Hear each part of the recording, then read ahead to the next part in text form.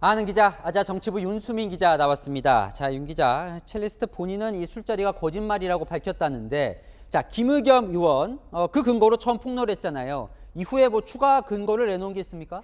네, 김의겸 의원은 폭로 후 추가 근거를 제시하지 못했는데요.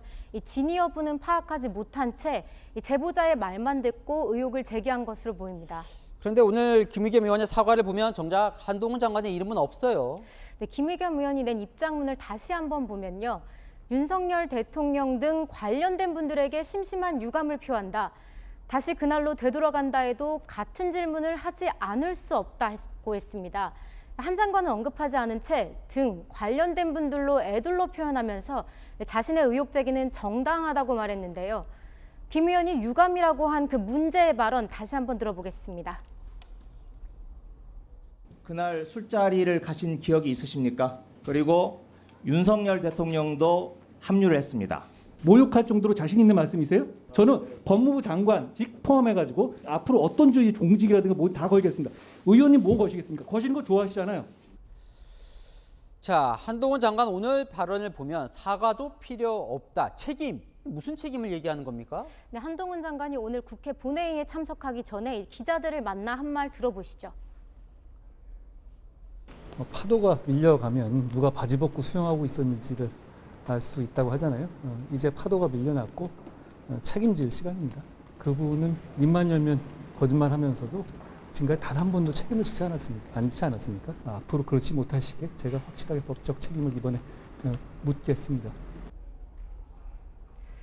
네, 한 장관 단호하게 사과는 필요 없고 책임을 지라고 했습니다. 저도 궁금한데 마침 시청자분께서 질문을 주셨어요. 한 장관이 정말 말대로 법적 책임을 물을 수 있는 겁니까? 네, 먼저 이 발언 자체를 처벌할 수 없다는 의견이 있습니다. 국회의원은 국회에서 직무상 한 발언에 대해서 면책 특권이 있기 때문인데요. 다만 처벌이 완전히 불가능한 것은 아닙니다. 바로 김 의원의 이 발언 때문입니다.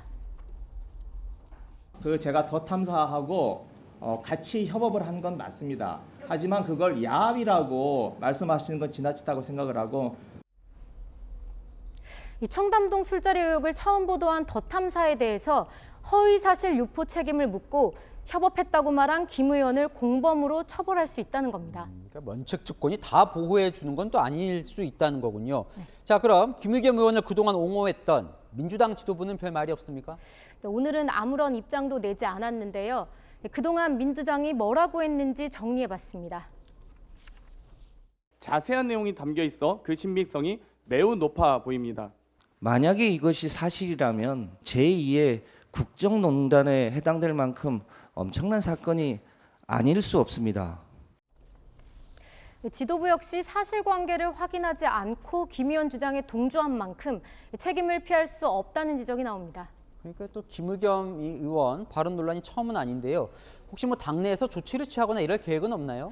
네, 아직 민주당이 김의겸 의원에게 어떤 조치를 취하지는 않았는데요. 당 일각에서는 대변인을 자진 사퇴하는 게 맞지 않느냐 이런 의견이 나오고 있습니다.